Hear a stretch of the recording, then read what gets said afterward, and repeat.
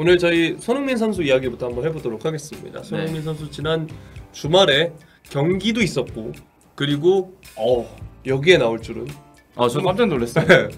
저 구독을 하고 있거든요. 네. 근데 갑자기 딱 떴는데 굉장히 이제 잘생긴 손흥민의 모습이 형이 여기 왜?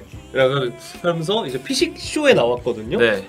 그래서 보면은 저도 이제 봤는데 거기서 흥민이 형 이러는데 나이가 3살 많아. 제가 알기로 그 김민수님도 한 91년생? 네. 그러니까 손흥민 선수보다 한 살 더 많잖아요. 네.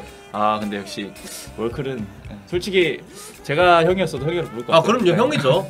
강인이 형이잖아요. 강인이 형이죠. 네, 강인이 형이에요. 대표팀에서도 형이라 부르는. 그럼요. 막내 형이라 괜히 부르겠어요. 네. 자, 아무튼 우리 손흥민 선수 이야기 한번 해볼 텐데 피식대학 많이들 아마 보셨을 거예요, 그렇죠? 네. 저는 보면서 손흥민 선수가 뭐 지금도 얘기하시는데 진짜 예능 폼이 미쳤어요. 맞아요. 이전에 뭐 다른 채널에서 뭐 하는 것도 봤지만 진짜 이 드립을 받는 게 너무 능숙하더라고요.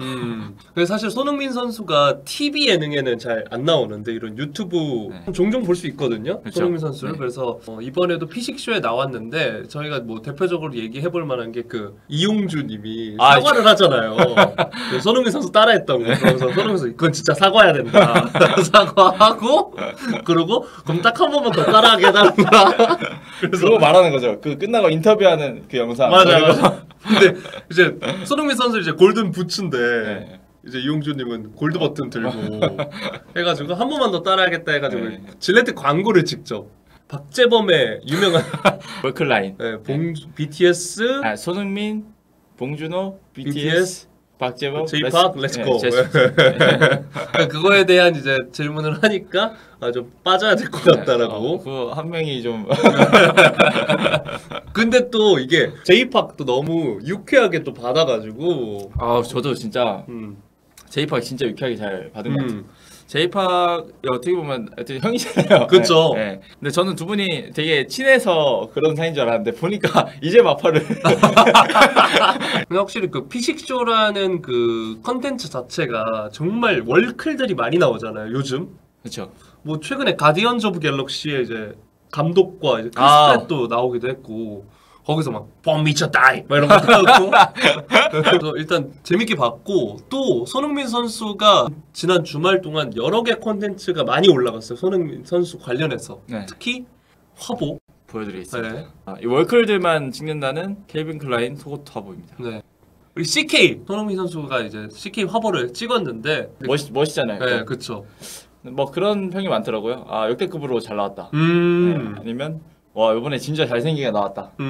헬스 유튜버 스틸 유니버는 손흥민의 상체는 저는 손흥민 선수의 코어통 코어통이 굉장히 두껍다고 생각을 하는데 이 코어통이 두꺼워야 이 몸싸움이 내리는데 유리하잖아요. 근데 축구 선수들이 코어통이 두꺼운 경우가 많아요. 근데 손흥민 선수가 굉장히 두꺼운 모습 보여주고 있고 이런 몸을 가지고 있으니까 프리미어리그에서 충분히 버티는 게 아닌가. 저는 뭐 잽도 안 되죠. 근데 축구 선수들이 굉장히 복근이 좋습니다. 복근. 아무튼 저 속옷에 굉장히 좀 예쁘다는 생각을 했습니다. 저 속옷이요? 하나 구매하시나요? 선물로 해주세요. 제가요? 보니까 켈빈 클라인 언더웨어 쪽에 이제 광고 계약을 체결했다고 들었는데 요번에는 데님도 같이 한다고 하더라고요. 근데 뭐 손흥민 선수는 사실 이 옷걸이라 해야 되나요? 이게 너무 좋아가지고 이런 데님류 청청 패션에 되게 잘 어울리는 것 같아요. 저는 사실 아직 청청을 살면서 도전해 본 적이 없거든요. 저는 여기 뿔리TV 면접 보였을 때 청청으로 저렇게 입고 왔습니다. 진짜요? 평이 어땠나요? 약간 당황하시더라고요. 요즘 뭐 젊은 사람들은 막 꼭 굳이 정장 안 입잖아요. 그쵸. 편하게 오시라고 그래서 저도 전형적인 편하게 오란다고 진짜 편하게 오는 눈치 없는 사람. 원래 그래야 튀어요. 자, 아무튼 이렇게 손흥민 선수의 화보도 공개가 되고 피식쇼 얘기도 해봤는데요. 그리고 손흥민 선수가 지난 주말에도 이제 경기를 뛰었고 맨유전에서 일단 저는 맨유전 지난주에 이제 대표님이랑 예상할 때 아마 맨유한테 좀 두들겨 맞지 않을까라고 생각을 했거든요. 그래서 4대2? 4대2요? 네. 근데 토트넘이 바르셀로나 할 때 보면 저는 그 정도보다는 솔직히 맨유가 그렇게 잘 하진 않았기 때문에 저는 한 1대1 정도 봤어요. 근데 이렇게 이길 줄 몰랐습니다. 어쨌든 그 손흥민 선수가 또 보면은 이번 경기 중에 원톱으로 네. 중간에 그렇죠. 바뀌었어요. 히샬리송이 나오고 나서 원톱으로 올라갔는데 굉장히 연계 플레이에서의 이타적인 모습을 보이면서 좀 잘해주더라고요. 케인과는 또 다른 스타일의 그런 원톱 플레이가 아니었나 네, 그렇게 생각을 했었고 일단 기회 창출이 4회예요. 네, 빅찬스가 1회가 있었고 또 드리블 성공도 3회. 네, 이 정도면 뭐 손흥민 선수 원톱으로 충분히 기용할 수 있을 법한 그런 모습을 좀 보여줬습니다. 네. 그리고 사실 되게 수비적인 지표도 좋아요. 보면은 손흥민 선수가 되게 주장 맡으면서 뭔가 약간 무게감이 달라졌어요. 경기장 안에서. 그리고 손흥민 선수가 사실 톱을 처음 서는 게 아니잖아요. 벤투 시절에도 톱 자리를 종종 맡았었거든요. 그렇죠. 네, 생각해보면 원톱도 하고 투톱도 하고 그 밑에 공미처럼 뛰기도 하고 사실 신태용 감독 때도 투톱으로 종종 그렇죠. 뛰었고. 네. 그러니까 이 포워드 원톱 자리를 손흥민 선수가 처음 맡아보는 게 아니에요. 그렇기 때문에 이번에 맡았을 때도 그렇게 큰 뭔가 혼란 같은 건 없었고 그래서 이제 다음 주말에는 그러니까 이번 주말에는 메디슨이 약간 부상 여파가 있어서 그럼 이번엔 메디슨 자리에도 나올 수 있지 않을까라는 이야기도 나오고 있어요. 네, 뭐 일단은 손흥민 선수가 톱으로 올라가고 경기력이 더 좋아졌으니까 톱으로 나오지 않을까라는 예상도 많이 있지만 만약에 메디슨이 나오지 못한다면 손흥민 선수가 약간 밑으로 내려와서 히샬리송 밑에서 약간 공격형 미드필더나 이렇게 공격을 만들어주는 역할을 좀 할 수 있지 않을까 네, 그렇게 생각하면 되는데 손흥민 선수를 계속 그냥 왼쪽에서만 쓰는 거는 어떻게 보면 조금 아깝다는 생각도 좀 들긴 했어요. 뭐 크로스 머신이나 뭐 패스 그렇게 너무 이타적으로 이제 한국 팬들 입장에서는. 근데 어쨌든 포스테코글루 체제에서 괜찮은 공격력을 보여주고 있고 또 굉장히 선수들도 여러 툴로 활용하는 모습을 보여줬기 때문에 여러 가능성이 있다고 봅니다. 일단 메디슨 자리에는 사실 손흥민 선수보다는 로셀소가 나올 확률이 더 높아 보이긴 한데 아마 그 자리 그대로 메꾼다면 손흥민 선수는 뭐 왼쪽에 그대로 있고 뭐 경기 얘기를 조금 더 하고 이제 넘어가 보자면 많은 분들이 이제 MOM은 다이어다 안 나온 다이어 네. 안 나왔기 때문에 다이어가 MOM이라는 얘기도 있던데 확실히 클린시트를 이렇게 빨리 할 줄 몰랐어요. 안 보니까 좋긴 하더라고요. 프리시즌 때도 실점이 되게 많았잖아요. 네, 실점이 되게 많았는데 뭐 맨유가 물론 못한 것도 있습니다. 맨유가 못한 것도 있지만 어쨌든 토트넘 입장에서도 클린시트를 하는 게 되게 큰 수확이기 때문에 당분간에 이 수비 조합을 계속 유지를 하지 않을까. 왜냐면 수비는 자주 바뀌면 이게 안 좋을 수밖에 없는 것 같아요. 네, 문제가 있다는 얘기거든요. 뭐 로메로도 굉장히 BBC 그 베스트 라인업에 들어갈 정도로 잘해줬고 전체적으로 지금은 좀 자신감도 좀 얻었으니까 다음 경기에서도 이 그대로 나와서 호흡을 맞추지 않을까 싶습니다.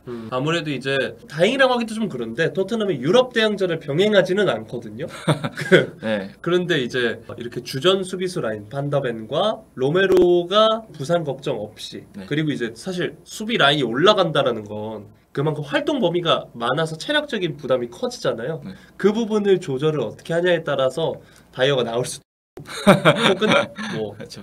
다이어를 도저히 못 쓰겠으면 다른 추가 영입이 필요할 수도 있지 않을까라는 생각도 해봅니다. 이게 시즌이 진행되면서 이후에 부상 이슈 같은 게 막 생기잖아요. 그때 어떻게 될지 잘 봐야 될 것 같아요. 그때가 토트넘이 굉장히 성적이 많이 갈릴 수 있겠죠. 만약에 다이어도 들어와서 만약 큰 실수를 한다거나 좋은 모습 보이지 못하면 겨울 이적 시장에는 또 센터백을 좀 봉을 할 필요가 있겠죠.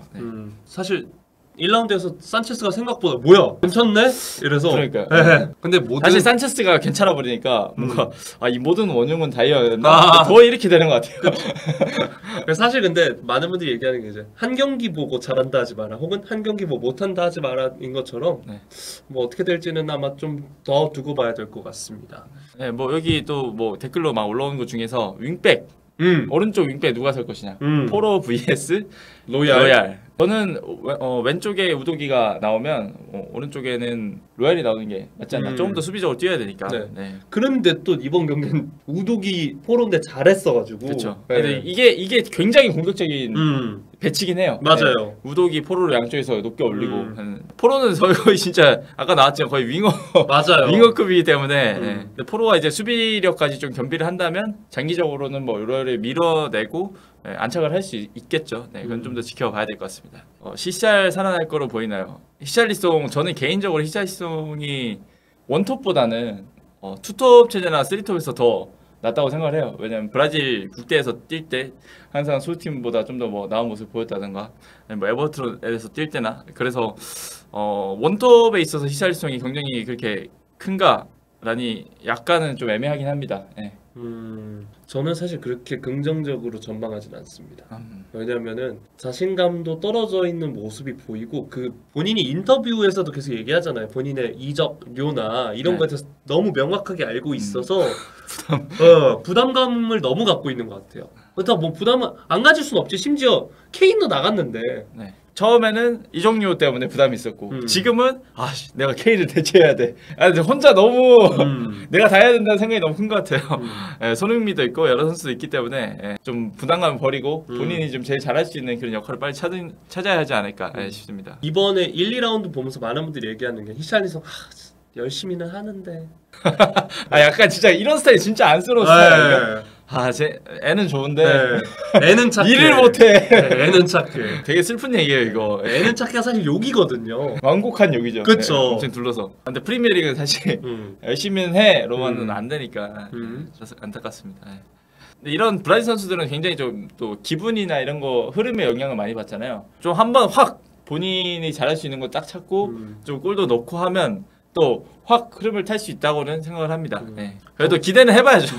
기대는 해봐야죠. 그 진짜 토트넘에 있는 대표적인 브라질리언 둘 있잖아요. 로얄과 히샬리송. 진짜 브라질 선수 느낌 안 나잖아요. 그렇죠. 진짜 안 나. 좀 더 테크니션 해야 되잖아요. 진짜 안 나요. 아무튼 자 이렇게 토트넘과 손흥민 선수 이야기를 해봤고요. 저희 다음 주제로 넘어가도록 하겠습니다.